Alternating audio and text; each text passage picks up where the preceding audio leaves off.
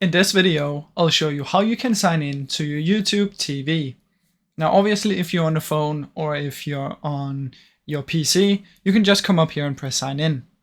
If you have a smart TV, however, or you're using any of the streaming devices, what you want to do is you want to open the app on your TV. And the way that you can find this app is by going onto your app store on your smart TV. So on every smart TV or streaming device, there will be some sort of app store where you can download apps, and you just want to download the YouTube TV. Then you simply want to open it, select sign in, and type in the code.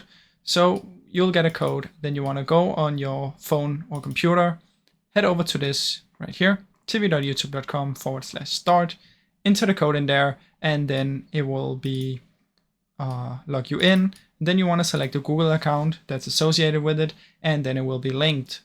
So that is the way that you can do it on your smart TV or your streaming device, as well as on your phone or computer. Now, I really hope you enjoyed the short video. If you did, please leave a like and subscribe, as it helps me out a ton. Thank you so much for watching.